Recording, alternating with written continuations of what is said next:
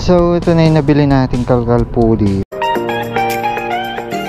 Grabe, ang init pa rin. Mag-alas 5 na, ang init pa rin. So ngayon may pupuntahan po tayo sa Magalang, Pampanga. Actually may kukunin or binibili po kasi tayong kalkal pulley para sa ating mga motor. So recently kasi naghanap ako sa marketplace ng kalkal pulley na pwedeng bilhan.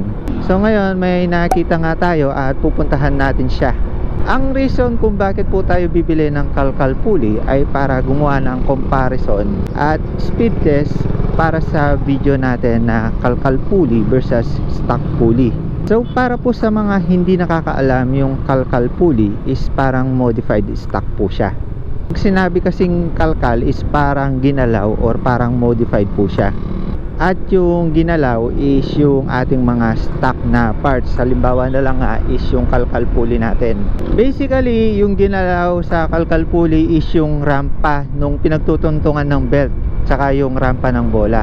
Actually, pares po dapat yan Pag bumili tayo ng kalkal pulley, kailangan kasama yung drive face. Kasi kagaya nga ng sinabi ko, binago na po yung rampa ng pulley. So dapat mag-match po yan sa rampa ng kabila, which is yung rampa ng drive face.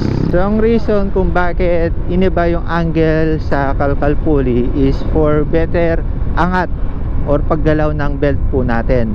So sa rampa naman ng bola, kaya po kinakalkal yan or dinadagdagan yung rampa is para gumanda pa yung angat ng bola natin or mas madagdagan yung pag-angat niya.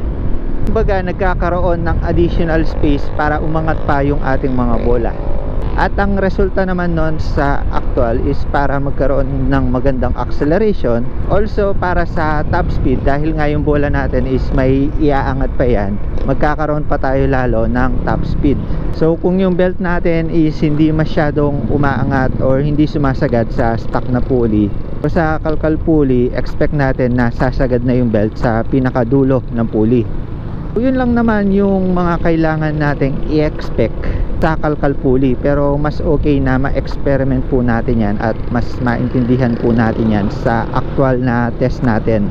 Sa racing pulley, ganon din po yung concept guys.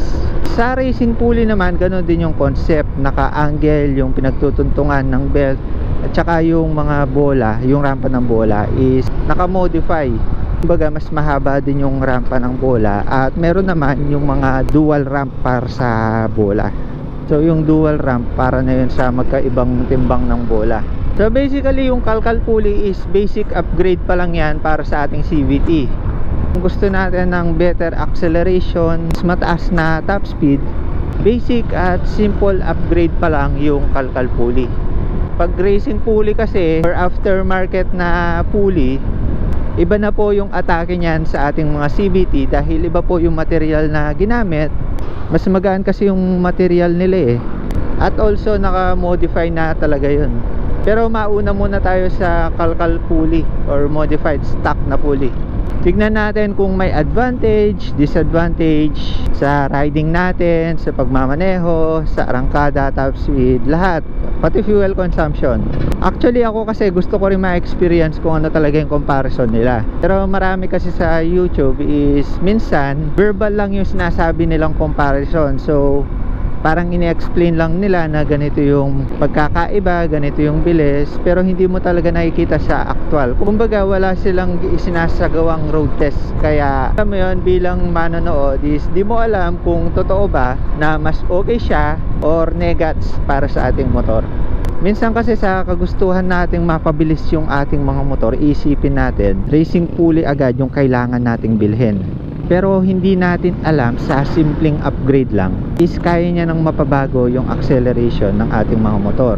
Katulad na lang last time yung magic washer na sinasabi ko, kung magigets nyo lang yung concept at epekto ng magic washer is pwedeng yun na lang yung gamitin nyo para sa better acceleration ng inyong mga motor. Kaya ng experiment natin, mabigat na bola or stock na configuration ng Click 150 natin, dinagdagan lang natin ng magic washer, nagkaroon ng arangkada. Kaysa magpalit ka ng flyballs na medyo magaan, tatamaan talaga yung konsumo ng gas. So ito na yung kanto ng Magalang. Actually dadaan tayo sana sa Anao. Ang kaso may ginagawang tulay. Kaya naman umikot na tayo dito sa may bandang Arayat. So yung sa ginagawang tulay kasi doon, yung alternative route kasi nila is lupa. Kaya naman sobrang alikabok at syempre ayaw kong dumaan sa medyo maalikabok. At sobrang haba ng lupa na dadaanan mo, halos 2 kilometers din siguro. Kaya naman kung sakali is kawawa yung ating mga air filter dahil kakapal yung dumi. Yun kasi yung kalaban ng air filter natin kapag dumaan tayo sa maalikabok, lalo na sa lupang kalsada. Makikita mo yung mga alikabok lumilipad-lipad no? At yung mga alikabok na yun na lumilipad-lipad, dumediretso yun sa filter natin Dito ulit sa ganito, kalsada, asfalto or semento, hindi masyadong maalikabok dyan. Though may mga alikabok naman na pakonti-konti dyan, pero hindi na masyadong marami. Naman nakasulat din sa manual, nakadepende sa kalsadang dinadaanan nyo kung magpapalit kayo ng maaga ng air filter. So yun, simpleng advice lang din naman. At kung madadaan po kayo sa maalikabok na kalsada, make sure nyo na pagka uwi nyo is tignan nyo or check nyo yung air filter nyo. So pagpag nyo lang para matanggal yung mga alikabok na nahakot nya. Kasi pag naipon yon, mahirap nang tanggalin at hindi mo na maipapagpag yun. By the way, balikan natin yung kwento natin about sa kalkal pulley. Actually, pwede naman natin ipakalkal yung pulley ng ating mga motor. So yung nakasalpak sa ating CVT, yun na yung kakalkalin. Pero syempre, kailangan po natin ng comparison. Kaya kailangan po natin ng another pulley or ng kalkal pulley. So syempre, para makompare po natin yung effect. Kapag kasi pinakalkal natin yung pulley natin, syempre wala na tayong ikukumpara. Click 160 din yung nasa likod natin, guys. Ang ganda rin pala tignan ng Click 160 mula sa likod. Nakikita ko kasi sa side mirror yung Click 160 Ang ganda pala, ang angas. Parang nakikita ko yung front view ng aking mga motor. Ayun Click 160. Ang angas pala tignan. Kasi usually nakikita ko yung Click 160 mula sa likod.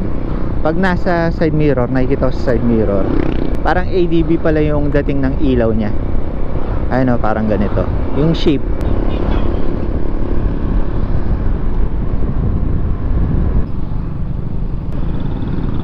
Cute naman ni Kuya, tinuturo niya lahat ng lubak ayun, dakal pong salamat. Ito na siguro yung magalang. Ganyan din kami nung nagra-ride, tuturo namin sa paa yung mga part ng lubak.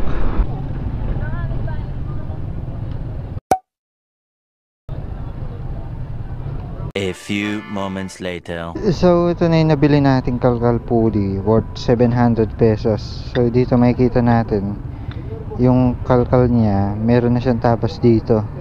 Tapos yung dito sa pinagtutuntungan ng belt, may kaltas na siya dito, pati itong kabila. So yan, ito yung tatry natin, kalkal pulley. Kasama na rin yung bushing na kumpleto. So yung motor ng pinagbilhan po natin is Honda Click 150. So saktong sakto dahil kay Scarlett po natin gagamitin at itetesting yung kalkal pulley.